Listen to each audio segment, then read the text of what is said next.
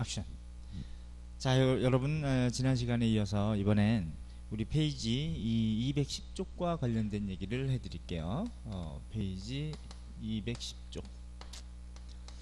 210쪽을 보시면 지난 시간에 우리 토지제도의 원칙을 왕토사상하고 체계적으로 설명해 드렸는데, 지주전호제가 뭔지, 또 왕토사상에 의한 거는 우리가 수조권 체제에서 실제 가능한 얘기인데, 이거는 전주전객제, 전조 이런 말이 있고, 또 토지제도상에서 왕토사상은 모든 토지는 국가 내지는 왕의 소유지라는 관념적인 생각이 있다 그랬지, 이것이 실제로 왕의 소유지는 아니다 이런 얘기했습니다. 물론 왕실이 가지고 있는 소유권이 있는 토지도 있지만, 그래서 수조권을 토대로 해가지고 세금 걷기 위한 명분으로 만든 게 왕토사상이다 그런 얘기했는데, 여기에 또 이제 실제적으로는 지주전호제라는 말도 제가 했었어요. 그래서 이제 소유권상으로는 지주전호지대라는 말을 써야 하고, 수조권상으로는 전주전객 전조라는 말을 써야 한다 그런 얘기했는데 기억나죠? 자, 요번에는 그 토지제도의 원칙에 입각해서 신라 시기에, 통일기에 어떻게 토지제도가 운영됐는지 자료는 많지 않지만 시험에 굉장히 단골로 나오는 요 부분을 체계적으로 설명해 드린다 그랬죠. 일반적으로는 시중에서 이 강의한다든가 내지는 출판된 책들에는 이 새롭게 연구된 결과물이 반영되지 않은 것 같아요. 제가 보니까 요걸 새롭게 연구된 결과까지 출제 어떻게 또 나오는지 말씀드릴 테니까, 신라 시기에 예컨대 210쪽에 보면은 그 도표화가 돼 있는데 상대, 중대, 하대로 나눠 가지고 토지제도의 원칙을 통일신라까지 다 해드릴게요. 그것이 이제 제일 중요하니까. 그래서 통일신라 시기까지 쭉 본다면, 물론 통일 전은 상대가 되는 거지만, 자, 이렇게 나눌 수 있겠는데, 뭐 시급이라는 말 나오고 노급이라는 말 나오고 또 관료전 나오고 말 많이 나오죠. 그러면 여기에 상대라고 해봅시다. 상대. 그 다음에 삼국식이고, 여기 이제 통일신라 중대가 되는 거고, 중대. 그 다음에 여기 이제 하대가 되겠죠. 말기. 그러면 상대에 알 수 있는 토지는 딱 두 가지가 있습니다. 하나는 예컨대 신라 같은 경우에 시급이라는 말이 나오고요. 시급은 먹을 씩 마을 이런 뜻이에요. 그래서 김유신은 통일전쟁에 대한 공로로, 물론 676년까지 살고 있었던 사람은 아니지만 통일전쟁 하는 와중에 이제 죽었으니까 통일전쟁의 공로로 500호를 시급으로 주었다는 기록이 보입니다. 그럼 무슨 얘기냐?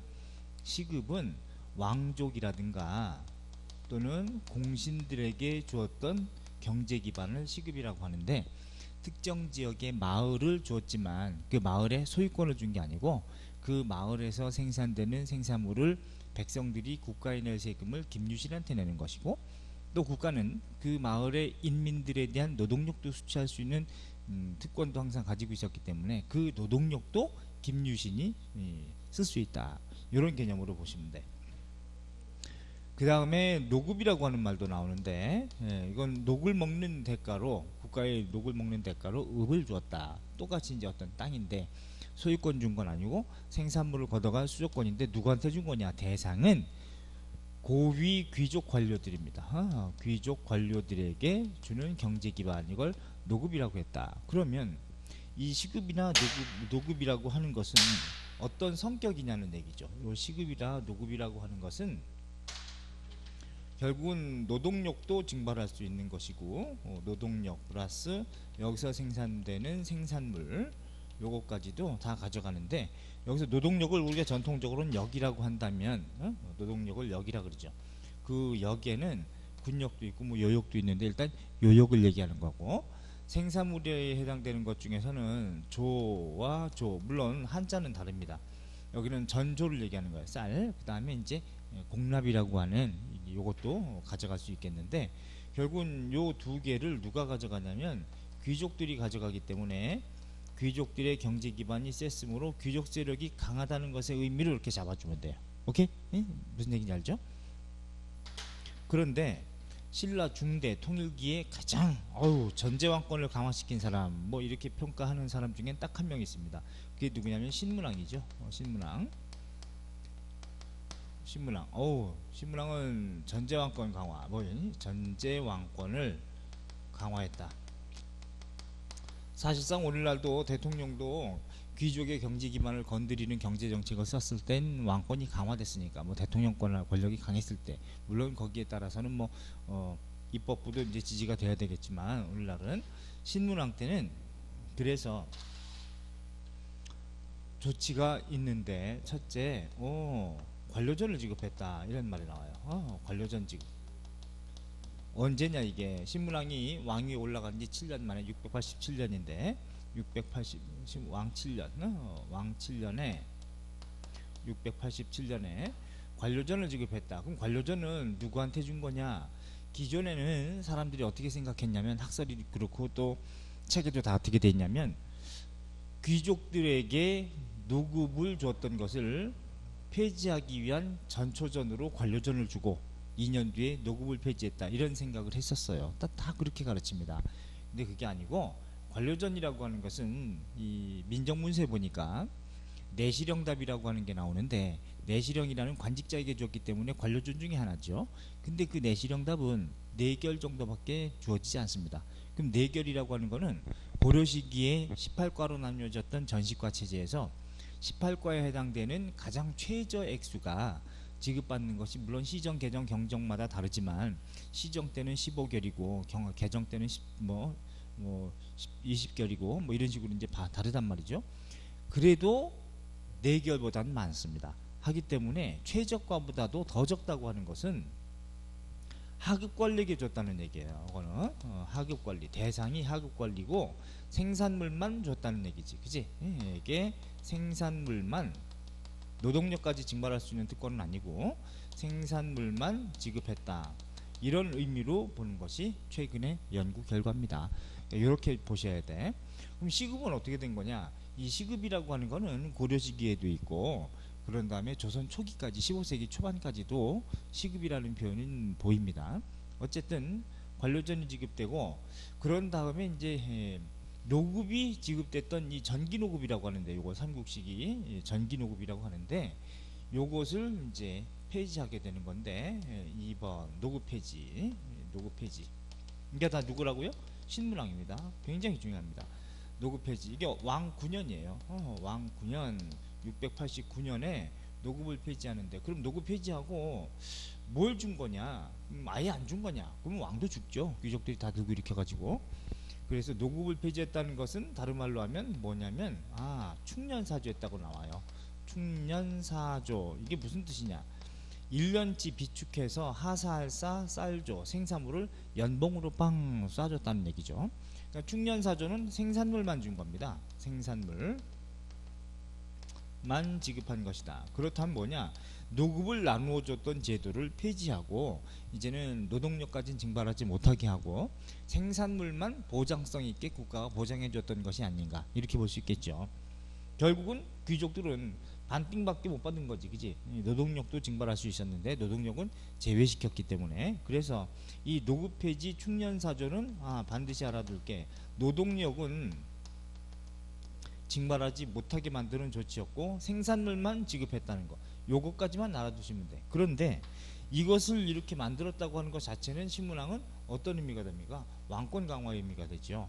경제에 의한 귀족들을 건드렸으니까 왕권 강화, 이런 의미로 잡으시면 돼. 자, 그런데 이게 어떻게 변천됐느냐? 그러니까 귀족들에게 노급을 폐지하기 위한 전초전으로 관료전을 내가 지급했으니까, 완충작용으로 2년 뒤에 노급을 폐지했다.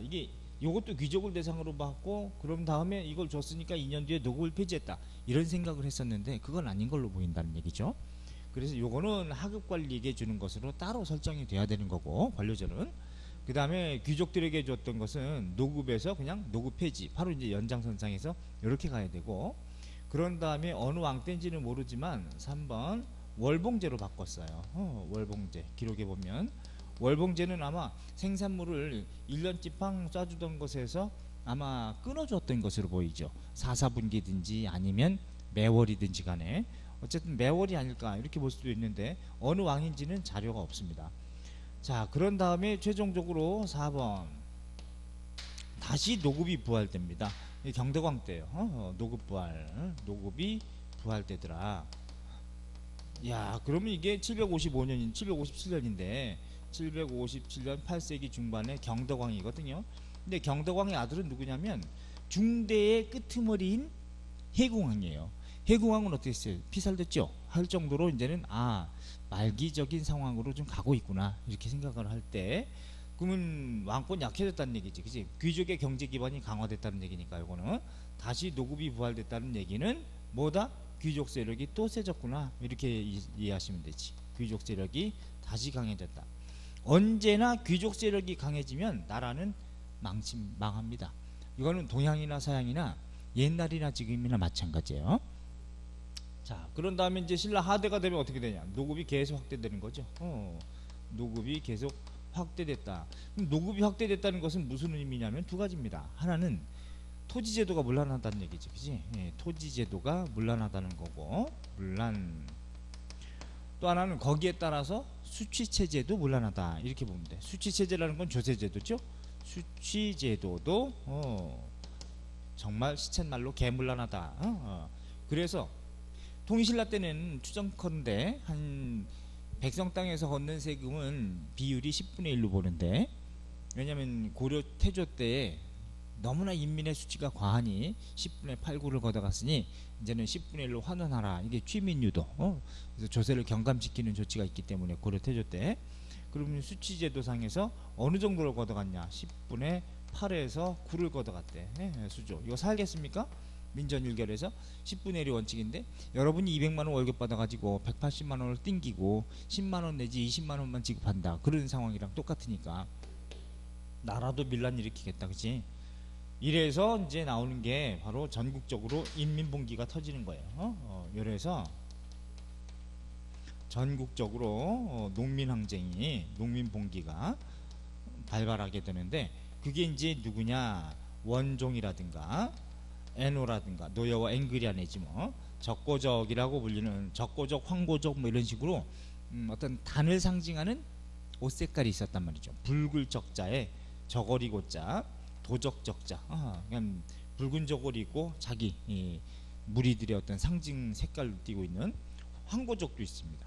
누런색 옷 입는 애들, 얘네들이 계기들한 얘기인데, 이게 언제냐? 요게 9세기 말 진성여왕 때예요. 진성여왕 때. 견디겠느냐? 못 견디죠.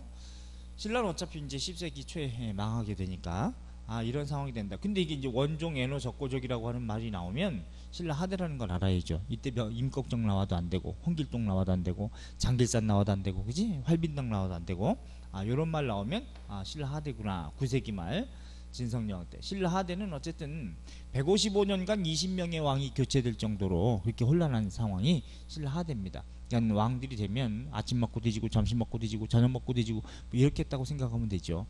시켜줘도 안 하는 게 좋아. 근데 이제 사람이 그런가? 내가 시대를 조망해가지고 우주에서 봤을 때 나는 지금 어느 시점에 와 있다. 이 시대를 읽는 게 그렇게 중요합니다. 그래서 여러분들 옛날에 관상이라는 영화 보면 거기 이제 송강호가 뭐 어떻게 해요? 뭐 뛰어난 관상쟁인데 자기가 나중에 이 관상은 잘 봤는데 뭘 못 읽었다고 합니까? 내가 파도는 봤는데 바람을 읽지 못했다. 이런 얘기하죠. 그 바람이 시대예요, 시대. 사회 환경, 시대, 이걸 보지 못했다는 얘기인데, 그래서 시대를 본다는 건 굉장히 중요하지. 그래서 그 시대를 조망할 수 있다는 것은 내가 그 절대적으로 흘러가는 시간 속에서 이게 창업의 단계냐, 수성의 단계냐, 경장 곧 개혁의 단계냐, 아니면 말기냐, 이걸 봐서 나아갈지 물러날지 아니면 내가 엎을지 말지 이걸 파악할 수 있는 거죠. 근데 지금은 예컨대 대통령 임기가 혹은 집권 여당이 임기가 이제 5년이라 그러면 그 5년 내에서 레임덕 상황인 항상 집권 후반기는 있게 돼 있죠. 그때 이제 어떻게 내가 자리매김을 할 거냐. 이제 이게 이제 정치하는 사람들한테는 굉장히 중요한 요소가 되는 거죠. 그래서 야권에서 손학규 이런 사람은 강진 토굴도 아니지 집 짓고 사는데 무슨 토굴이야. 거기서 시대를 읽는다는 의미로 딱 내려가서 민심을 정치하고 이런 모습을 나름대로 꼴에 좀 보이죠? 그럼 그건 자기가 나아갈 때를 얘기하는 거지만, 정치하려면 진흙탕에서도 뒹굴어야 돼. 뒹굴어서 적극적으로 그 과정에서 잘못된 일들에 대해서는 태클을 걸고 그럼 주장도 해주고 리드하고 또 이슈를 내던지고 이런 모습을 축적해가지고 정치적 역량을 축적시켜야지. 그러면서 이제 이게 세이브가 돼야지. 이건 뭐 남들은 다 희생하고 막 싸우고 있는데 혼자 가가지고 시대를 읽는다고 저 뒤에 가서 그럼 아예 정치를 하지 말고 감자나 캐우고 있든지 그래야 되는 건데, 나중에 다 만들어 놓고 무르익으면 나오겠다. 이거는 정치가 갈 건 아닌 것 같아. 뒹굴러야 돼요. 자, 그러면 여기서 시험 문제는 어떻게 낼 수 있냐면 이렇게 냅니다. 이걸 어느 왕 때인지 일단 신문왕 때인지는 알아야 되고, 이거 왕권 강화다. 그 다음에 순서를 물어볼 수 있어요. 요거를 박스 쳐가지고 여기 들어갈 거를 물어볼 수 있거든. 제가 그렇게 몇 년 전부터 얘기했는데 그 박스 쳐가지고나 순서 묻는 문제, 어떤 표현에 토지 제도가 들어가는지 이것도 시험 문제 나오고, 이 왕과 귀족과의 권력관계, 요거는 귀족 세력 강화, 요거는 왕권 강화, 요건 다시 귀족 세력 강화, 이런 개념으로 또 보시면 되고, 그 다음에 여기 이제 월봉 아직 한 번도 안 나왔지만 월봉도 박스화해서 나올 수도 있습니다. 알았죠? 아직 안 나온 것에 대해서는 이제 조심해야지. 자, 그러면 왜 노급이 부활됐는지를 생각을 해봐야지.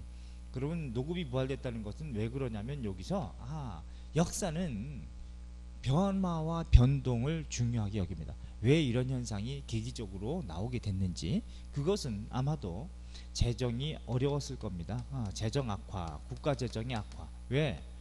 그 전만큼 생산물을 보장해주지 못했기 때문에 국가가 이제는 옛날에 니네가 다 어떤 특정 지역에서 직접 걷어가던 방식으로 그냥 통 줄 테니까 그렇게 직접 걷어가, 국가가 못 준다, 이런 개념이 되겠죠. 그렇게 되면 국가의 백성들에 대한 공적 지배력은 강화되는 겁니까? 약화되는 겁니까? 약화되는 거죠.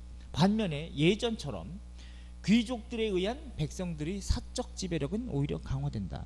그러니까 인민에 대한 착취가 더 심해지는 거지. 그건 뭐야? 바로 망조가 되는 겁니다. 망하는 거예요. 그거는 이게, 그래서 역사는 과학이라 그래. 과학, 작용 반작용의 개념으로. 그래서 노급의 부활의 의미는 인민에 대한 귀족 세력이 강하다는 것. 요것의 의미는 인민에 대한 사적 지배력, 귀족의 사적 지배력은 강화된다. 사적 지배력은 강화된다. 이렇게 표현할 수 있겠죠. 그럼 뭐야? 결국은 양인들을 다 노비로 만들고 머슴으로 만들어서 여러분도 이제 뭐가 되는 거예요? 머슴이 되는 거죠. 귀족의 밑에 들어가가지고 그냥 밥만 주세요 해가지고 투탁이라 그래서 던질 투 맡길 탁, 그냥 그냥 연명만 하게 해주세요 해가지고 그냥 노비 되는 겁니다. 이런 개념이 신라 하대 비슷하게 가는 시기 중대 끄트머리에 있게 된다. 바로 아닌 게 아니라 경덕왕 다음에 이제 해궁왕 때, 해궁왕은 귀족의 난을 곧 96 각간의 난이 터졌을 때 제어하지도 못하고 그 와중에 피살되고 말고 왕통이 바뀌어서 이제 하대로 넘어가니까 이제 선덕왕 김양상현, 그지? 자, 그 다음에 이제 또 하나 알아줘야 될 게 있습니다. 요게 노급 폐지와 노급 부활 요 사이에, 대상은 요거는 귀족을 대상으로 한 거지만 요 사이인지는 몰라요. 요 사이인지는 모르지만 성덕대왕 때 정전을 지급했다, 그런 기록이 있죠. 성덕대왕 때 우리 에밀레종으로 유명한 사람이잖아. 단 에밀레종은 성덕대왕 때 만들어진 게 아닙니다. 성덕대왕을 칭송하고 상징하기 위해서 경덕왕 때 시작해서 해궁왕 때 완성이 되는 거예요. 완성은 해궁왕 때인데 성덕대왕 때는 정전을 지급했다, 이런 말이 나와요. 정전이라는 게 뭐냐? 백정 농민에게 주었던 토지, 이게 정전이라고 할 수 있는 건데 정전을 지급했다는 기록이 나오거든. 이게 언제냐? 722년의 일이거든요. 그러니까 노급부활 직전에 있는 일인데, 그럼 정전 지급한 건 뭐냐? 이 정전의 성격은 어쨌든 백성의 사적 소유지에 대한 얘기다, 이렇게 보면 돼. 백성의 사적 소유지, 그러니까 매매 상속 징역 양도가 가능한 사적 소유지다, 이렇게 이해하시면 돼요. 근데 이것도 이제 학설이 예전에 뭐였느냐? 그렇다면 민정문서에 나오는 연수유전답은 정전 아니겠느냐? 이 정전은 연수유전답을 다르게 표현한 것 아니겠느냐? 이렇게 생각하는 사람도 있었는데, 예전에도 최근까지 다 책이 그렇게 돼 있는 게 많은데, 연수전답은 당연히 백성의 사적 소유지인 건 맞는데 정전은 연수전답에 포함되어 있는 똑같은 개념이 아니고 아마도 이때는 통일신라기에 영토도 확장되고 했기 때문에 아마 고구려 옛지역이나 백제 옛지역 이 지역의 개간이라든가 이런 걸 통해서 이제 농토가 늘어난 다음에 민생이 어려웠던 사람들한테 따로 나눠줬던 것 이걸 우리가 정전으로 본다 최근에는. 그래서 정전 지급했다는 것도 민생 안정이기 때문에 이건 어떤 의미? 왕권 강화 이렇게 보시면 돼. 이것도 왕권 강화. 오케이? 이해가죠? 단 요거는 백성을 대상으로 한다는 얘기지. 그지? 정전은 따로 봐야 돼. 그래서 신문왕하고 성록대왕 때는 왕권 강화 조치가 바로 이런 것이라면 귀족에게만 해당됐던 이것은 노급 지급했다가 노급을 폐지하고 충년사조라고 바꿨어도 돼요. 그러니까 노급 폐지 이퀄 충년사조기 때문에 그런 다음에 월봉제 다시 노급 부활 이렇게 간다는 거고. 그럼 관료전은 또 어떻게 됐냐? 어떤 수험생이 또 물어봤어요. 책에 자기가 보는 책에는 이게 관료전을 폐지하고 노급을 부활시켰다 이런 말이 이렇게 책에 돼 있던데 수험서에 어떤 책이 있어요. 네, 그 개인적인 문제 때문에 그 책은 얘기하지는 않겠지만은 그거는 관료전을 폐지하고 노급을 부활시켰다고 하는 그런 내용은 어떤 사료에도 없습니다. 대한민국에. 알았죠? 같은 사료인데 자의적으로 그렇게 써놓은 건데 그건 뭐 때문에 그런 거야? 대상을 귀족을 대상으로 했다고 생각하기 때문에 그런 거죠. 노급을 지급했다가 관료전 지급한 다음에 노급을 폐지했다며 그럼 충년사조는 뭐냐 이 말이지. 그럼 폐지했는데 나중에 월봉제로 바꿨다가 그럼 노급을 부활시켰을 때는 관료전을 폐지하고 노급을 다시 부활시켜줬다 이런 생각을 하고 있었는데 그건 아니고 관료전을 폐지했다는 기록이 없어요 아예. 그럼 관료전이라고 하는 것은 쭉 하대까지 지속됐다고 봐야 됩니다. 왜냐하면 어떤 귀족 미친놈들이 내가 예전에 받던 노급을 겁나게 많이 받았으니까 기존에 받던 생산물만 받던 관료전은 폐지하겠다. 아니 말기는 이건 이거대로 받고 만약에 그렇다면 노급은 노급대로 부활시키는 거지 받았던 걸 돌려주고 노급을 부활시킨다? 이거는 아니에요. 자 그래서 요거는 이렇게 지속됐다고 보는 것이 더 타당하다. 그러면 토지제도 이거 이상 토지제도가 나타난 예가 없기 때문에 고구려도 뭐 백제도 다 토지제도가 있었지만 자료가 없으니까 신라 통일기 통일전 통일기까지 이렇게 이해하시는 것이 가장 바람직합니다.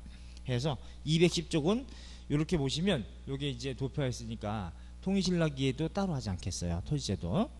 단 요게 어느 왕 때인지는 알아야 됩니다. 다 그죠? 순서 잡아야 되고 왕과 귀족 간의 권력 관계가 이렇게 전개되는구나. 이렇게 이해하시면 돼. 자, 그 다음에 우리 이제 211쪽에 넘어가시면 삼국의 조세제도고 수치제도가 있죠. 자, 여러분들이 경제할 때는 어렵게 생각하지 마시고 사는 데 있어서 제일 중요한 건 인간 사회에서 제일 중요한 거는 사실은 토대가 되는 거는 물적 기반인 경제입니다. 그렇잖아요? 경제가 제일 중요한데 그렇다고 돈의 노예가 돼서는 안 되지만 이 수치제도는 경제 공부할 때는 꼭 이렇게 공부하세요. 조세제도에는 크게 세 가지가 있습니다. 조세제도에는 이렇게 세 가지가 있는데 보세요. 원래 조와 세라는 말이 이제 나뉘어져 있긴 한데 조세제도에 있어서는 토지에 부과하는 세금의 명칭이 있다고. 그 다음에 집집마다 부과하는 세금의 명칭도 있고 세금 걷어요. 그 다음에 사람에다가도 세금을 때리네. 이런 태어난 게 죄야? 그럼 토지에 부과하는 세금의 명칭을 뭐라고 했냐? 이걸 조라 그래요. 전조. 전조. 그걸 뭐 줄여서 조라고 하지. 쌀조자 써서. 집집마다는 특산물을 걷는데 토산물. 그 지역에 이제 토산물을 걷는데 현물. 이걸 공납이라고 하지요. 공납. 토산물입니다. 토산물인데 토산물 현물로서 걷는데 화폐 경제는 아니었으니까 그때 이것도 조라고 표현하긴 합니다. 조. 그런데 한자가 달라요.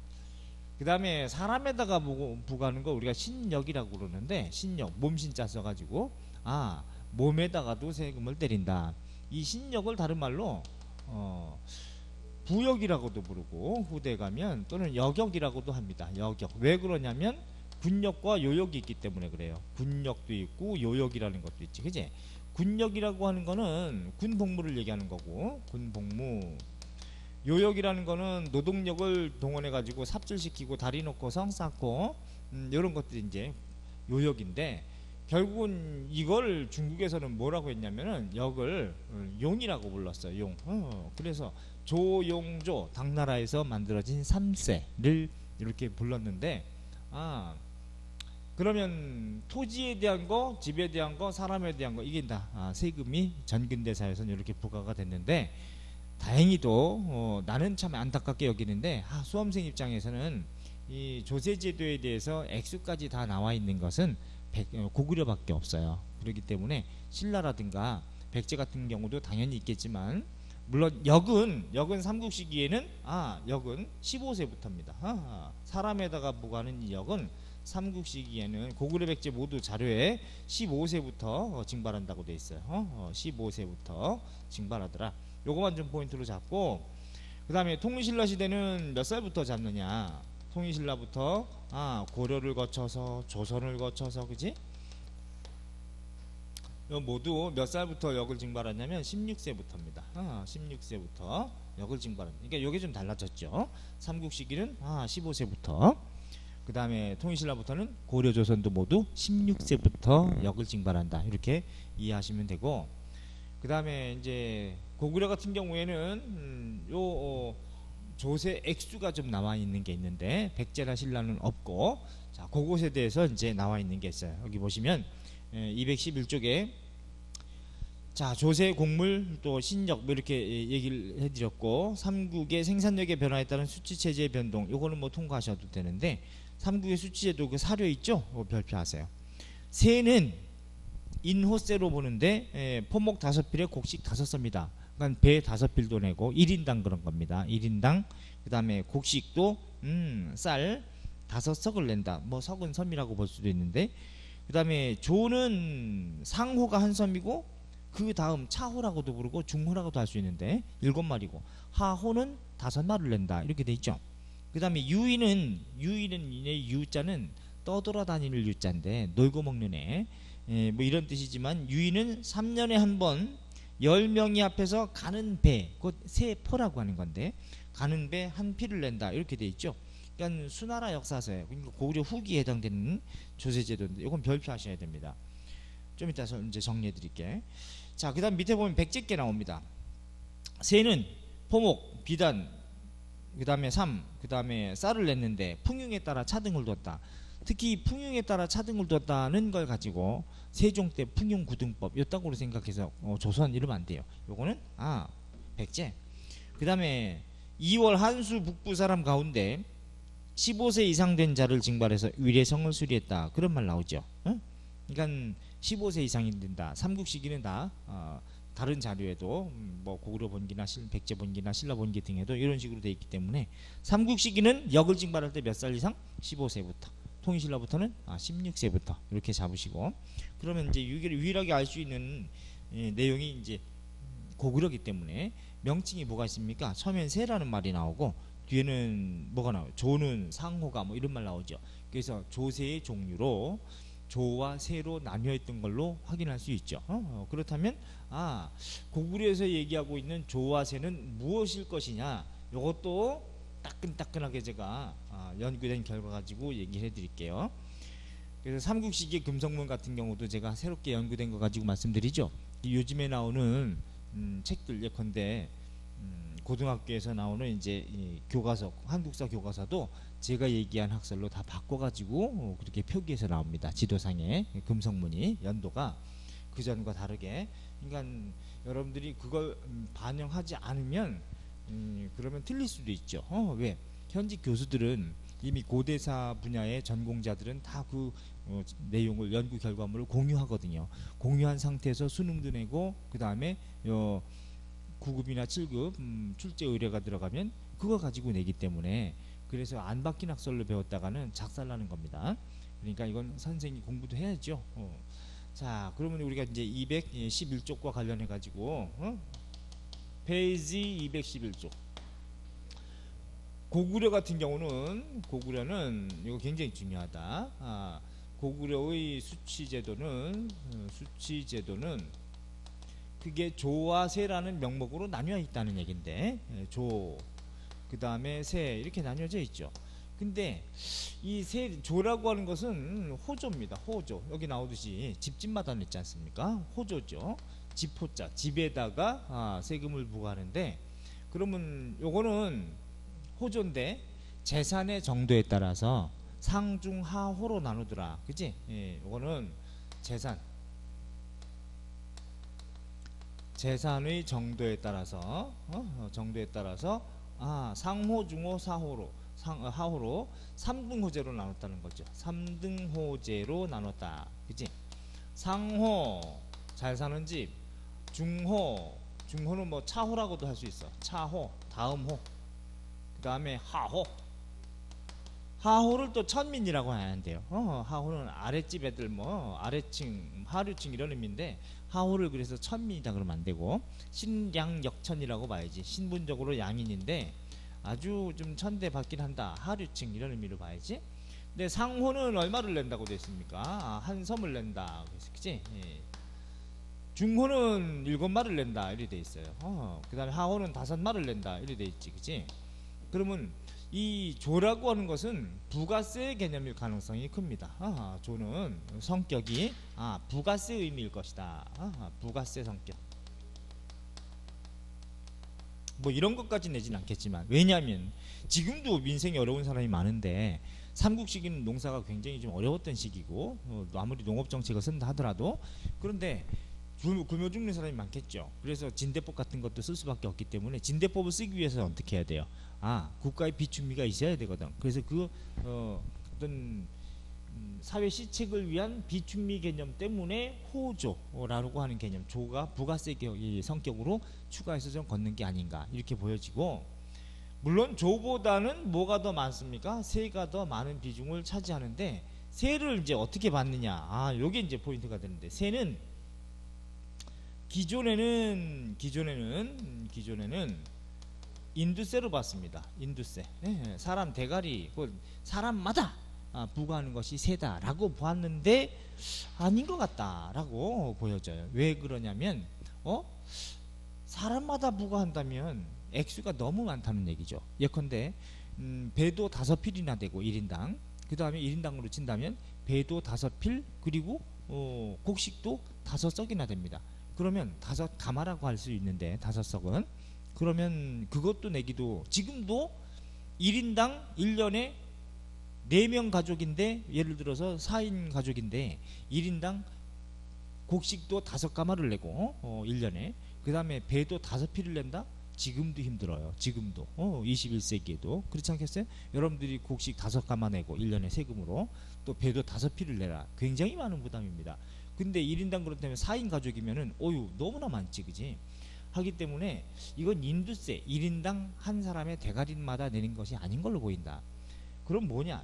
이 최근에도 함안 성산산성에서 발견된 목간이 또 발견됐는데, 목간은 나무에 새겨져 있는 인명도 있고, 그것에 따라서 세금을 냈다는 개념인데, 그래서 이거는 호주를 대표해 가지고, 그래서 그 사람의 이름이 있는 것이지, 그러니까 한 집에 호주를 대표해서 호주 이름이 새겨져 있는 거지 1인당 내는 건 아닌 걸로 보인다. 그러면 고구려도 대충 그랬을 거 아니냐. 물론 함안 성산산성은 이건 신라의 개념이긴 한데, 그래서 인두세 개념이 아니고 요즘은 인호세로 봅니다.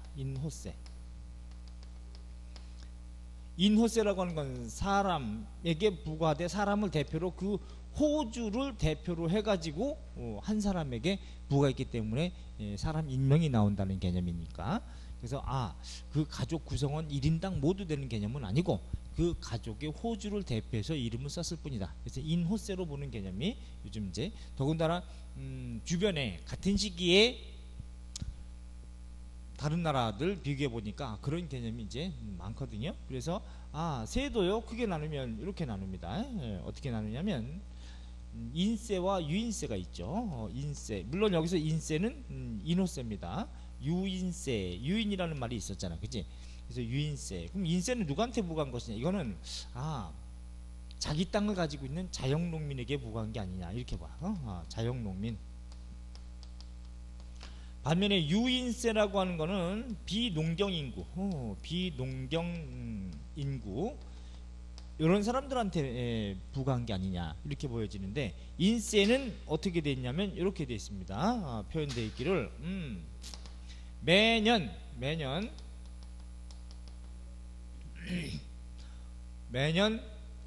배도 배도 5필을 내고 플러스 곡도 5석을 낸다. 혹은 석은 뭐 섬이라고 이렇게도 돼 있는데 이렇게 낸다는 거죠. 매년 이렇게 낸다. 인호당 뭐 이런 개념이지, 그지? 어떻게? 인호당. 혹은 다른 말로 이제 뭐 1인당이라고 치는데 1인당으로 치지 않습니다. 매년 이렇게 낸다. 아버지를 대표로 해가지고 그 집에서, 그 다음에 그 집에서 이제 말하자면 이것도 호세인데, 그럼 이것도 호조라고 되는 건 뭐냐? 요거는 이제 집집마다 부가세 개념으로 조금 더 걷는 개념인 거죠. 자, 유인세라고 하는 건 뭐냐? 요거는 3년마다 10명이 합해서 배 한 필, 가는 배 한 필을 낸다. 10인이 합해서 세포, 가는 배 세포 한 필을 낸다. 이렇게 돼 있는데, 그러면 호구조사가 확실했다는 얘기입니다. 예컨대 3년마다 10명이 합해서 세포 한 필을 낸다.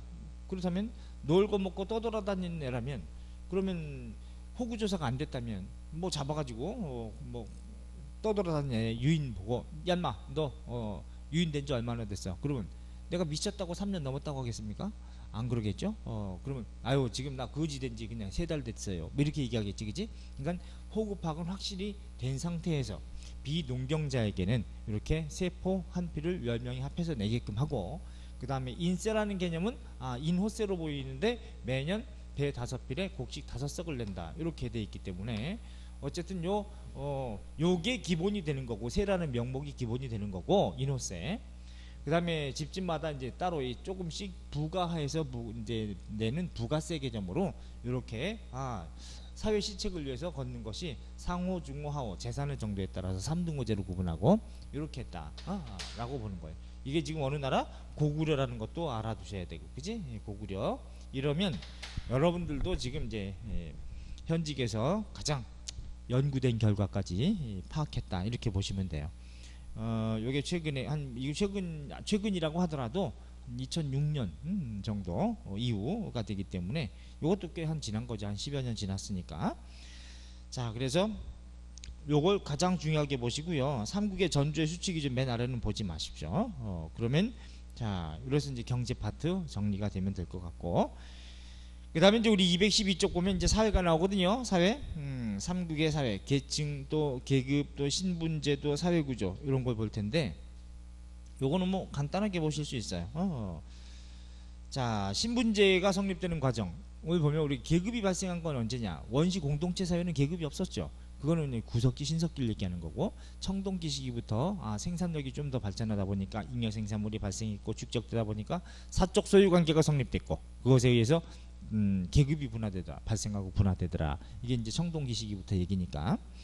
자, 그럼 청동기 시기부터 계급이라는 게 나온다는 얘기죠. 물론 신분제가 있었어요. 고조선도 신분제가 있었고 노비제도가 있었기 때문에 당연히 있었다, 이렇게 보시고, 철기 시기는 뭐 더 심화되고 확대되고 분화된다고 봐야 되겠죠. 특히 이번에 보니까 박스되어 있는 게 있죠. 212쪽에 초기 국가의 어떤 신분제도상에 보면 계층이라는 말은 다원론 가지고 뭐 쓴 게 계층입니다. 뭐 귀족층이라든가 평민층, 선민층 이런 식으로 쓴다면, 계급은 경제적인 요소 하나 가지고 내가 생산할 수 있는 수단이 있느냐, 그럼 부르주아 계급, 없느냐 프롤레타리아 계급, 이런 식으로 이제 나누는 거지. 그러니까 경제적인 요소 하나 가지고 나누는 걸 계급이라고 하고, 그 다음에 이제 다원론, 정치적으로 권력이 있느냐, 경제적으로 재력이 있느냐, 또 사회적으로 높은 신분이냐, 요걸 이제 다원론 가지고 나오는 것이 막스 베버가 얘기한 계층이라는 거죠. 그래서 상류층, 중류층, 하류층. 상류층은 세 가지 다 있겠지, 그지? 정치 권력도 있고, 걔네는 없으면 또 경제력, 재력이 있어서 정치 권력이 있느냐고 또 주고받고, 또 레벨도 높고, 사회적인 병원 원정을 한다든가 이런 거 하고, 중류층 정도가 되면 둘 중에 하나 꼴랑 좀 있는 거. 하류층, 이건 뭐 정치 권력도 없고 경제적 재력도 없고 사회적으로도, 그지? 마당 쓸고 뭐 이런 경우가 이제 하류층, 이렇게 부를 수 있는 건데, 자, 그렇다면 귀족층 한번 보세요. 박스 별표하세요. 초기 철기 시기에 왕 당연히 뭐 귀족층의 최고 정점에 있는 애죠. 그 다음에 제가들, 제가는 여러 가들, 군장들을 얘기하잖아. 그 다음에 그 밑에 관리층도 귀족층이라고 볼 수 있겠죠. 대사, 부여에서 나오는 얘기들인데, 대사, 대사자, 사자, 이게 이제 부여, 귀족층입니다. 그래서 왕은 가들의 또 대표가 되는 거고, 그 가들 중에서 연명왕국 단계에서는 이제 왕을 선출한다는 개념으로 보기 때문에, 그래서 대가는 큰 군장은 수천 호 또는 소가는 수백 호를 거느릴 정도다. 전시에는 이 가들도 자기 밑에 있는 관리와 부대들을 거느리고 전쟁에 직접 참전합니다. 그 다음에 평민층 있죠. 평민층 중에서는 음락에 부유한 세력을 호민이라 그래요. 그런 다음에 하류층, 얘를 하호라고 합니다. 얘는 신량역천이라고 해야 돼. 하호. 하호를 천민이라고 하면 안 돼요. 언제나 모든 시대의 천민은 법제적으로 천민은 노비만 생각하십시오. 알았죠? 노비만. 그런데 법제적으로는 그렇지만 실제상으로 천대받는 사람도 있게 돼 있죠. 이제 그런 사람은 실제상 천하다고 얘기는 하지만, 자, 그래서 여기 보면 평민층 중에서 둘러나서 호민까지는 전쟁이 나면은 무기를 참전하고 무기를 휴대하고 참전할 수 있습니다. 반면에 평민층 중에서 하호라고 불리는 세력은 물자를 보급하고, 물론 노비도 마찬가지로 병참을 담당하긴 하지만, 물자 공급 날라주긴 하지만 직접 전투에는 참여하지 않는다. 얘들은 만약에 직접 전투에 참여하게 하면 어떻게 됩니까? 평상시에도 눌렸던 게 많은데 무기 주어주면 뒤에서 찔러 하기 때문에 얘들은 참전하지 않는다. 그럼 어디부터 참전한다? 평민 중에서 호민들 이상은 직접 전쟁에 참전한다. 이렇게 잡아주세요. 물론 왕도 직접 참전하는 경우도 있고 뭐 다 그런 건 아니지만 광개토대왕도 그렇고 장수왕도 그렇고 참전하는 경우도 있다. 자, 그래서 요걸 또 한 두세 번 시험에 냈습니다. 어디까지 전투에 직접 참전하느냐? 호민까지는 참전한다. 그래서 호민까지는 지배층으로 보고, 그 다음에 하호부터 노비까지는 피지배층으로 이렇게 보셔도 돼요. 고구려도 같은 개념입니다. 초기 철기 시기는. 또 묻는 게, 하호라고 하는 게 어떤 존재냐? 중국에서 하호는 노비를 그렇게 부르는 경우도 있지만 우리는 그렇지 않고, 하호는 요거는 신량역천으로 봐라. 알았죠? 그래서 오른쪽 213쪽에 보시면 음락에는 사료 별표하세요. 음락에는 호민이 있고 부유한 세력, 민인 하호는 노복과 같이 여겼다. 노복과 같이 여겼다는 거는 노복과 처지가 비슷하다는 거지, 노예하고. 노비가 아니라는 얘기거든요. 경제적 처지가 그렇다는 거니까. 그래서 여기서는 하호를 노비다 그러면 안 돼. 신량역천이라고 해야 돼. 그 다음에 이건 부여고요. 두 번째, 그 나라 대가들은 농사를 짓지 않으며 좌식자가 1만 명이나 된다. 좌식자는 앉아서 먹고 노는 애들, 귀족이죠. 1만 명이나 되고, 하호는 여기 하호 또 나오죠. 식량과 고기와 소금을 멀리서 저다가 이들에게 공급하고 있다. 얘네도 신량역천. 어느 나라? 고구려입니다. 고구려를 알아야 돼요. 그 다음에 밑에 세 번째니까 또 사료 뭐가 나옵니까? 대군장은 없으며 한나라 이후에 그 관에는 후읍군 삼로가 있어 하호를 통솔하였다. 후읍군 삼로는 옥저하고 동해의 얘기죠. 여기서 하호가 나오죠. 얘네도 신량역천 이렇게 잡으셔야 돼. 그래서 요 하호란 이런 성격이구나. 하호의 존재 옆에다가 뭐라고 적어라? 신량역천이라고 적어라. 페이지 213쪽에 하호, 하류층, 하류층. 얘네들은 신량역천이다. 신문적으로 양인데 하는 일에 있어서 상당히 천대받는 신량역천층 이렇게 잡아주시면 돼요. 천민 곧 노비는 아니다 이렇게 잡으시고, 나머지는 213쪽은 살짝 읽어보시면 되겠네. 그죠? 그 다음에 고대 사회생활이 나오는데 214쪽을 넘겨보세요. 214쪽은 고구려 백제 신라의 사회상은 뭐냐, 뭐 소프트하게 보는 건데, 삼국은 모두 전쟁하던 시기니까 정복활동하고 영토를 확장해서 영역국가를 만들던 시기이기 때문에 모두 강건한 사회 기풍을 보여준다. 뭐 정복활동 때문에 이런 것이고, 특히 포인트는 214쪽에 3번 포인트 하세요. 형법, 형률이 엄격하다. 근데 고구려에서 율령반포는 누굽니까? 소수리왕이죠. 율령반포 태학설립 불교시용 소수리왕인데, 고구려의 형법은 굉장히 강해서 체크해야 돼. 반역을 꾀하거나 반란을 일으킨 자는 화형 동그라미, 불에 끌리고 그런 다음에 죽은 뒤에도 목을 베었다. 가족들은 다 정몰하여 노비로 삼았다. 이렇게 돼 있고 연좌제죠. 적에게 항복한 자나 이런 사람들 역시 사형에 채고 도둑질한 자는 12배를 물었다. 이게 이제 일책 12법. 그러니까 일책 12법은 부여도 있고 고구려도 있는 거예요. 일책 12법. 절도죄에 대해서는 특히 화형이라는 말, 요거 좀 조심해서. 이건 그럼 이건 어떻게 나올 수 있느냐? 보기에다가 그렇게 나와진단 말이죠.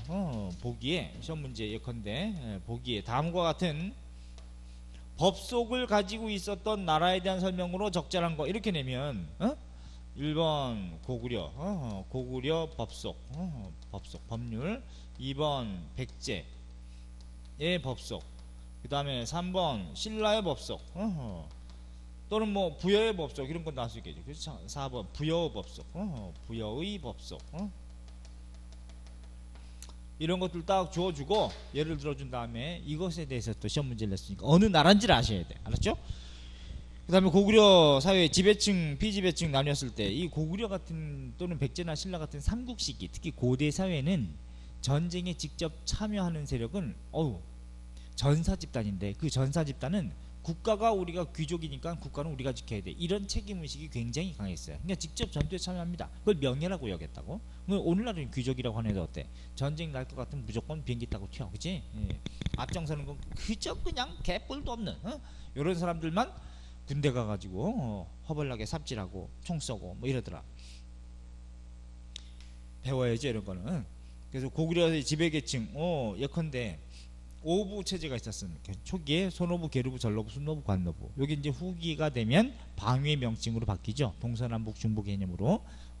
고국천왕 때 이렇게 좀 바뀌어가는데, 자 여기 뭐 거점 지배 방식이 좀 강했고 전쟁에 직접 참여하는 세력이고, 그래서 이 사람들의 어떤 호화롭고 이런 생활이 고분벽화에도 많이 보인다는 거고. 일반 백성들은 대부분 농민이겠죠, 그죠? 오른쪽에 보시면 그러나 농민이라 하더라도 살기는 어려웠다 하기 때문에 진대법을 쓸 수밖에 없었다는 얘기죠. 진대법 오른쪽에 225쪽에 보면 고국철왕 때 알아야지, 그지? 국상 을파소를 국상으로 삼아서, 물론 최초는 아니라고 그랬지만 최초의 국상제를 마련한 것은 8대 신대왕 때입니다. 고국철왕 전이에요. 신대왕 때고, 그 다음에 최초로 국상으로 임명받은 사람은 명림답부라고 하는 사람이 최초죠. 진대법, 요게 이제 춘대 취납의 개념인데 이자라는 말은 나오지 않아요. 그러니까 이자를 받지 않았던 것이고 원공만 내는 것인데, 빌린 것에 대해서 가을에 추수하면 고려시기에 뭘로 이어지냐면 태조 때 흑창이라는 걸로 이어집니다. 그 다음에 성종 때 명칭이 바뀌죠. 의창이라는 명칭으로 바뀌는데 고려 성종 때 요것도 또한 뭐만 준다? 이자는 내지 않고 원공만 내는 것으로 이렇게 해라. 조선으로 가면 조금 달라집니다. 그럼 뒤에 가서 하시죠. 그 다음에 3번에 천민, 뭐 평범하게 보시면 되지 뭐. 천민, 그 노비가 되는 방식은 그게 몇 가지가 있는데, 첫째, 전쟁포로 같은 경우 노비 공급 요소가 되기도 하고, 또 하나가 세습 노비가 있죠. 태어났는데 엄마 아빠가 노비야. 그런 경우는 스스로 노비가 되는 것이고, 또 하나가 형벌 노비가 있습니다. 아주 큰 죄를 지었거나 이럴 때 사형 직전의 단계로 이제 좀 높여서 넌 연명은 해줄 테니 노비가 되거라 해가지고 이제 낙인 찍어서 노비가 되는 형벌 노비가 있고, 또 하나 부채 노비가 또 있을 수 있어요. 부채 노비. 부채 노비는 빚을 갚지 못하는 경우에 아예 그냥 노비로 전락하는 이런 경우도 있다. 신체 포기각서 쓰는 뭐 오늘날처럼, 그지? 뭐 이런 거. 이런 게 이제 노비가 되는 방식이기도 했다. 그 다음에 고구려 보니까 상무적인 기풍이 굉장히 강한 모습이 그림에 보이죠. 벽화에 김하전하는 고구려 무사가 보입니다. 중국 길림성 집안에 있는 삼실총에 개마 무사가 있죠. 개마라고 하는 건 개 같은 말이 아니고 덮을 개, 말까지도 다 덮은, 갑옷으로 덮은 무사들 훈련하고 있는 모습이 보여. 참검하지 않습니까? 그래서 고구려 군대에 보니까 말도 이렇게 덮었는데 갑옷 자체가 이렇게 물고기 비늘처럼 조각조각 내가지고 이어붙인 그런 갑옷이에요. 굉장히 의미가 있습니다. 가야의 갑옷은, 가야도 철이 유명했으니까 통갑옷이죠. 철로 통으로 쭉 만들었는데 그거는 좀 움직이기도 좀 어렵고 실제로 화살로 쏴보니까 뻥 뚫려요. 뻥 뚫려. 근데 고구려 이렇게 물고기 비늘처럼 조각조각 철을 조각 내가지고 붙인 철철거리겠죠. 이거에다가 딱 화살을 쏘았더니 화살이 튕겨나갑니다. 그러니까 훨씬 더 활용도가 높은 것이 고구려 무사의 갑옷이다 이렇게 볼 수 있고, 황해도 안학사모분에서 또 행률도 보이고 고분벽화, 그 다음에 평안남도 강서 수산리 고분벽화, 이건 또 줄무늬 치마를 입은 여성, 고구려 여성이 보이는데 일본의 다카마스 고분벽화 영향을 미쳐서 걔네들도 똑같은 아주 유사한 줄무늬 치마를 입은 여성이, 좀 기교는 걔네가 좀 많이 부렸는데 요게 보입니다. 그럼 이러한 벽화에 그림이 있다는 얘기는 이게 어떤 무덤 형식이냐, 굴식 돌방 흙무덤이라고 할 수 있는 거예요. 굴식 돌방 무덤. 그래야 벽화가 있을 수 있다. 기본적으로는. 물론 벽돌 무덤에도 벽화가 있는 경우는 부분적으로 있다. 그런 경우는 벽돌에다가 그냥 바른 것보다는 회벽을 대고 바르고 뭐 시멘트 미장하듯이 그런 다음에 거기다가 그리는 경우도 있고. 혼인풍습 가보실까요? 혼인풍습. 지배층, 고구려 형사 취수 서옥제, 이런 말은 고구려다, 그지? 형이 죽으면 형수를 취한다, 이런 뜻. 서옥제는 대릴사위제, 이런 개념이라 그랬어요. 고구려구나. 그 다음 평민은 혼인을 어떻게 했냐, 자유교제 했는데 남자 집에서 결혼하면은 남자 포인트, 돼지고기와 술만 보낼 뿐 다른 예물은 주지 않았다. 왜? 대릴사위가 돼야 되기 때문에. 내가 가서 일해줄 건데 무슨 예물을 또 주느냐, 그냥 파티용이죠. 돼지고기하고 술은. 또 신부집에서 재물을 받으면 딸을 팔았다고 여기서 부끄럽게 여겼다. 이것도 이제 어떤 사회 법속이니까, 풍습이니까 요건 어느 나라 건지 알아야 되겠죠. 아, 고구려, 이렇게 봐요. 반면에 옥저는 민며느리제가 있었죠. 민며느리제에서는 오히려 여자가 10살 정도 때 남자 집에 들어가서 결혼할 것을 약속하고 열심히 일해주고 결혼 정년기가 된 16살 때 다시 여자 집에 보냈다가 결혼식 때 이제는 그동안의 노동력을 많이 이용해 먹었기 때문에 소나 말, 폐물 이런 걸로 많이 예물을 주고 다시 결혼하고 데리고 오는 이런 풍습은 옥저의 풍습인 거죠. 그것도 노동력 중시입니다. 이 대릴사위제도 노동력 중시고. 넘겨보세요. 그 다음에 백제인의 생활상 보입니다. 백제인의 생활상 고구려는 유사하죠. 왜? 여러 모습에서 정치적으로도 고구려의 일계통이 내려와서 백제를 건국했으니까 풍속 의복이 고구려와 유사했다. 근데 서로 고구려 백제 신라 사람들은 말은 통했겠죠. 그죠? 문자를, 곧 우리가 말하는 이 말을 표현하는 문자를 이제 훈민정음이라고 해서 세종 때 체계화한 것이고, 말은 통했다고 봐야 돼. 단 사투리는 있었겠죠. 지금도 사투리가 이렇게 다른데 삼국시기나 고려 조선시기는 사투리가 얼마나 심했겠습니까? 그죠? 그러니까 정말 웃기지 않겠죠? 생각해봐. 예컨대 어디를 중심지 말로 쓰느냐에 따라 게 다 다를 텐데, 율곡이라든가 또 퇴계 이황이라든가 또는 고봉 기대승, 이런 사람들이 뭐 한 자리에 모이면 골 때리겠죠. 고봉 기대승은 전라도 담양 사람입니다. 전라남도 담양 사람이야. 율곡이는 강릉 뭐 오죽헌에서 자랐으니까 강릉말을 좀 많이 썼겠죠. 강원도 이 감자 아이래요 뭐 이렇게 할 거고. 퇴계 이황은 또 어디야? 저기 경상북도란 말이죠. 하기 때문에 셋이 만나면 골 때리게 썼겠죠. 근데 한양에서 같이 간직생활 예를 들어 같이 한다고 한다면 그러면 서로 사투리 골 때리게 쓸 거란 말이에요. 그죠? 아따 이거 무엇이냐 거시기 뭐 이렇게 기대승은 이제 쓸 것이고, 이게 뭔 말인지도 못 알아볼 거야. 그지? 되게 웃길 거라고. 지금도 사투리가 이렇게 많은데, 그런 생각을 하면 역사 속에서 들어가면 아주 재밌는 부분도 있을 겁니다. 그 다음에 중국 문화 일찌감치 수용하더라. 단 고구려는 북중국 전진에서 많이 수용을 좀 하고, 남북조하고 다면 외교를 했던 건 장수왕 때. 그 다음에 백제 같은 경우는 전통적으로 남조와 친선 관계를 많이 유지하더라. 그 다음에 상무적인 기풍은 고구려, 백제, 신라 다 마찬가지죠. 상무는 무를 승상하는 이런 기풍은 삼국시기는 다 있었으니까, 신라 화랑도도 마찬가지고, 고구려 계마무사 같은 경우도 그렇고 백제도 마찬가지예요. 그 다음에 사법 열폐하세요. 엄격한 형법을 적용하는데 삼국시기 모두 반역자, 전쟁에서 퇴각한 군사, 살인자는 차명의 죄다. 차명은 자른다는 거죠. 목 따는 걸 얘기하는 거예요. 그 다음에 니은 도둑질한 자는 귀향을 보낸과 동시에 훔친 물건의 2배를 배상했다. 고구려는 12배, 백제는 2배. 또 디귿 별표하세요. 관리가 뇌물을 받거나 횡령했을 때는 관리 동그라미 세배를 배상하고 평생 금고에 처했다. 금고는 가둔다는 거지만 여기서 가둔다는 것은 평생 깜방에 가둔다는 것보다는 관직에 나가지 못하게 막았다, 이런 의미로 해석하는 게 타당한데, 세배를 배상하고 요걸 몇 배인지 그걸 물어볼 수도 있어. 아주 어렵게. 리을. 또 부인이 간통을 저지르면 남편 집에 노비로 삼았다. 예컨대 부인이 이 간통을 하거나 그러면 즉시 사형에 처했다. 이건 부여입니다. 근데 남편 집에 노비로 삼았다는 것은 남편이 다른 여성을 얻어서 더 행복하게 알콩달콩 사는 모습을 노비가 돼가지고 보라는 얘기니까 일부 다처제, 이렇게 보시면 되겠죠. 남성 중심이다. 자, 그 다음에 백제 사회는 예컨대 왕족은 부여시 원래 복성체제였습니다. 복성이라고 쓰세요. 두 개의 글자를 가지고 성을 써서 부여시. 그 다음에 이제 부여시 왕족이고, 그 다음에 해시, 진시, 사시, 연시, 묘시, 국시, 협시 등 백시, 뭐 이런 귀족들이 이제 8대 귀족 가문이 있단 말이죠. 자, 그 다음에 한학은 다 유행했었으니까.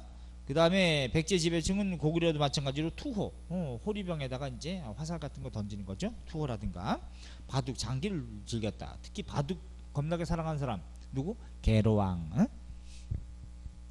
그 다음에 일반 백성 평범하게 보시고, 단 양직공도에 보니까 오른쪽에 양나라에 파견된 백제 사신을 그리고 해설한 겁니다. 백제에 대해서.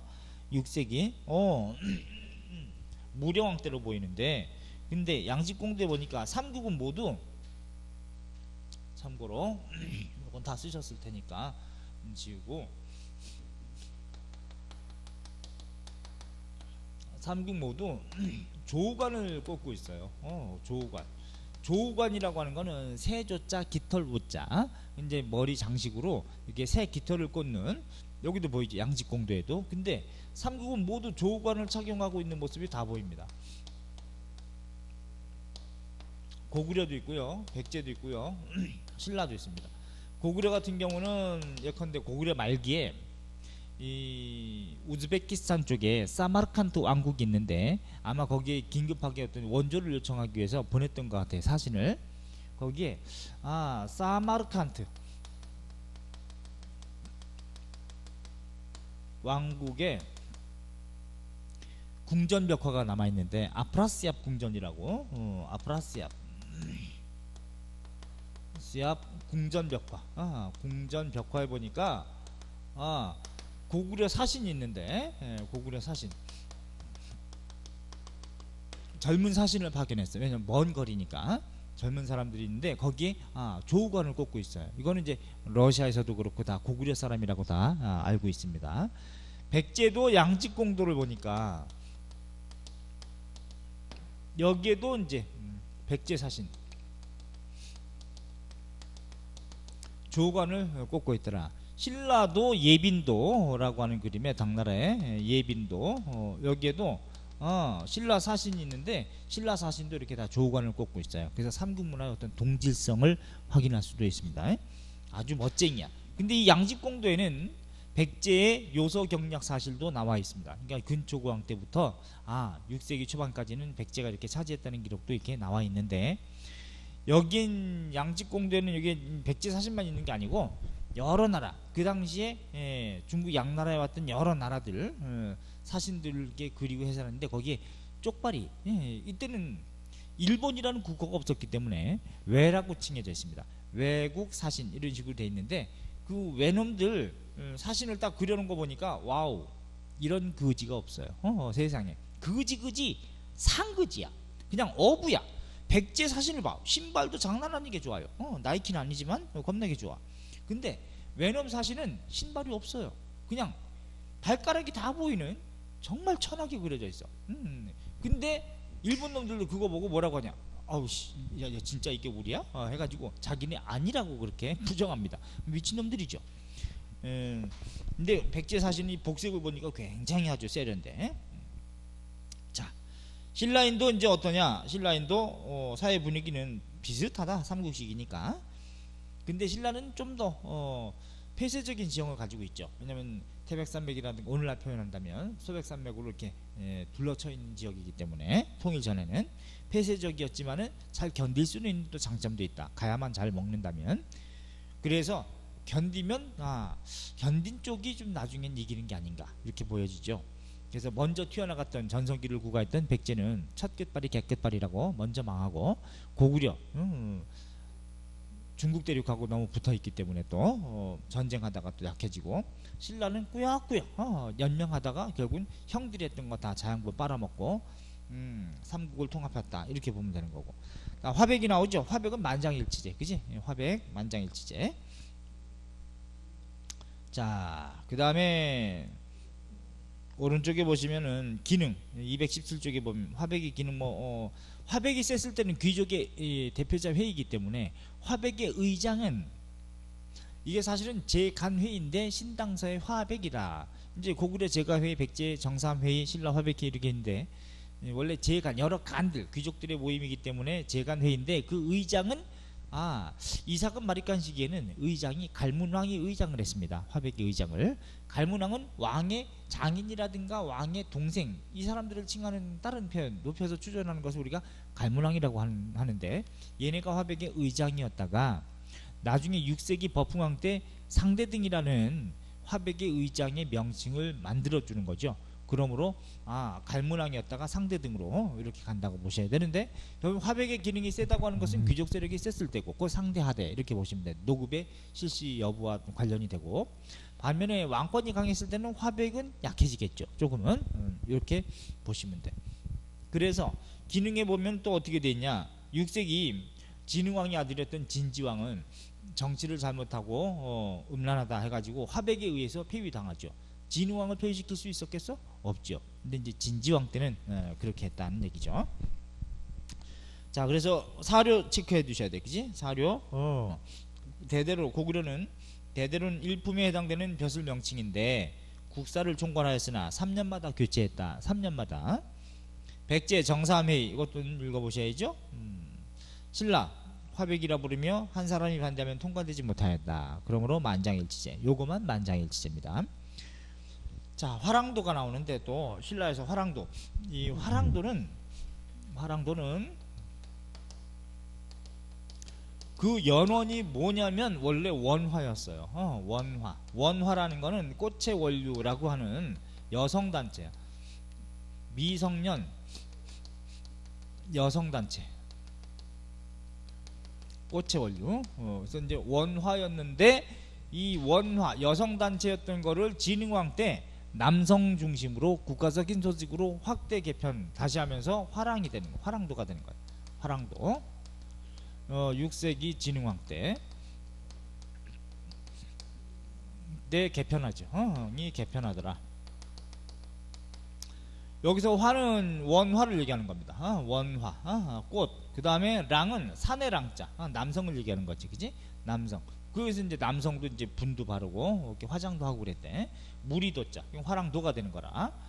그래서 이 화랑도는 국가적인 조직으로 개편하고, 이걸 다른 말로 뭐라고도 칭해요? 국선이라고도 부르고, 또 풍류도, 풍월도, 뭐 다양하게도 뭐 현묘지도 다 이렇게도 부르고, 그지? 오미한 도가 있다, 현묘지도. 또는 미륵선화라고도 칭해졌습니다. 미륵선화. 미륵이라는 부처는 미래불인데, 미래 가야만 만날 수 있는 부처인데 미리 내려와가지고 좋은 일하고 돌아다니는 꽃이다 뭐 해가지고 미륵선화라고 붙여졌기 때문에 불교 미륵신앙도 반영된 거예요. 미륵신앙. 여기에 국선, 나라의 신선 이런 개념이기 때문에 도교적인 요소도 들어가 있고 유교적인 요소도 들어가 있습니다. 그러므로 여기는 화랑도의 성격은 유교와 불교와 선교가, 그 도교가 융합되어 있더라. 그래서 최치원이 쓴 난랑비 서문에 보면 화랑은 부모님의 말씀을 거역하지 않고 심력기 쳐드리지 않으니 노나라 공자의 가르침이고, 공자 이름이 구거든요. 그래서 구의 가르침이고, 또 함부로 살생하지 않으니 석가모니의 가르침이고, 그 다음에 명산대처를 찾아다니면서 심신을 수양하고 연마하고, 그러니 노장의 가르침이다, 노자의 가르침이다 이렇게 돼 있거든요. 그래서 유불선 3교가 모두 다 들어가 있다 이렇게 보셔야지. 여기는 개인윤리, 국가윤리, 사회윤리가 좀 다 들어가 있죠. 세속 5개. 거기에는 화랑에는 그 계율이 이제 세속 5개인데 세속에서 지켜야 할 5가지 계율, 세속 5개. 이거는 진평왕 때 원광법사가 만들어준 거죠. 그죠? 원광법사. 법사.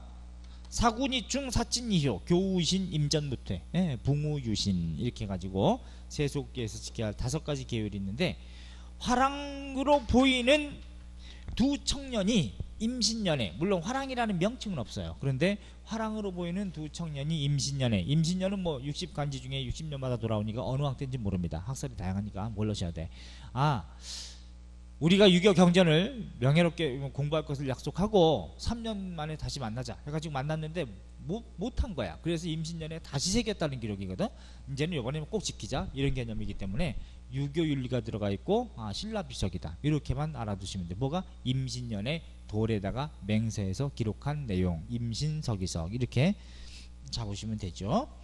오케이. 그래서 통일전쟁에서 혁혁한 활동을 했던, 근데 요 화랑도가 됐을 때는 여기는 남성도 있고 여성도 있고 또 진골 신분도 있고 평민도 있고 승려도 있고 그래요. 그래서 화랑은 주로 이제 귀족이지만 낭도는 다양하게 구성되어 있어서 계급 간 갈등을 조절하는 기능도 있다 이렇게도 보고 있다. 자, 원광법사 세속옥에 218쪽에 나와 있으니까 이렇게 보시고 화랑도와 관련해서. 자, 그 다음에 우리가 219쪽 보니까 골품제도라는 게 나오거든요. 골품제도. 이 골품제도는 우리 잠깐 쉬었다가 설명을 체계적으로 또 해드릴 테니까. 고구려 백제 신라 모두 좀 비슷하지만 신라가 완전하게 좀 남아 있으니까 이 내용을 보는 방법 쉽게 좀 얘기해 드릴 테니까 좀 이따 보시죠. 골품제도 갑니다.